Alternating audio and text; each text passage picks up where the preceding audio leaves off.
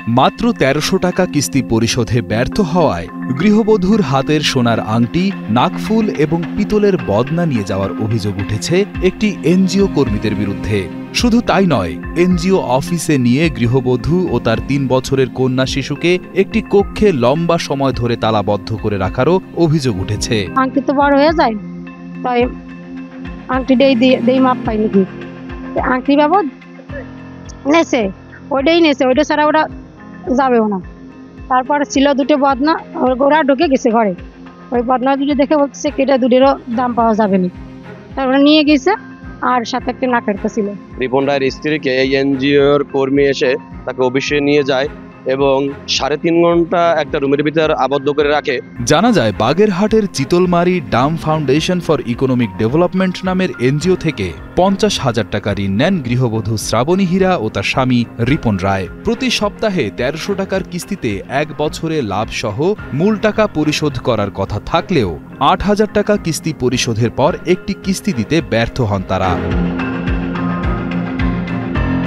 শ্রাবণীর অভিযোগ, গত ২৯ অক্টোবর সকাল ১০টার দিকে এনজিও কর্মীরা তাকে বাড়ি থেকে ডেকে নিয়ে যান। এরপর অফিসে নিয়ে তাকে এবং তার ৩ বছরের ছোট মেয়েটিকে একটি ঘরে তালাবদ্ধ করে রাখেন এনজিওটির কর্মীরা। পরবর্তীতে তাদেরকে ভয় দেখিয়ে জোর করে দুটি ফাঁকা স্ট্যাম্পে সই করিয়ে নেওয়ার দাবিও করেন শ্রাবণী হীরা। এরপর তার সাথে থাকা সোনার আংটি, নাকফুল এবং বাড়ি থেকে ২টি পিতলের বদনাও নিয়ে নেন এনজিও কর্মীরা। শুধু তাই নয়, এসব জিনিসপত্র নেওয়ার সময় তারা এর একটি ভিডিও রেকর্ড করে রাখেন বলে অভিযোগ করেন শ্রাবণী। বারবার আমি ফোন দিয়ে বলতেছি কি দাদা আমার ছেড়ে দেন, তারপরে বলতেছি আপনার গার্জেনদের ফোন দেন।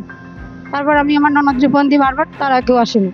কিন্তু আমার শাশুড়িও অসুস্থ ছিল, যার জন্য সেও আসতে পারেনি। আর আমার ননদ ছিল ওই গেরে কাজ করতে গেছিল, সেও আসতে পারেনি।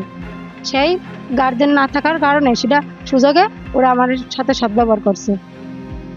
প্রথমে আমার কাছে সই নিয়েছে, সই একটা ইসলামে লেখা দুর্নীতিকে বিদায় দিন।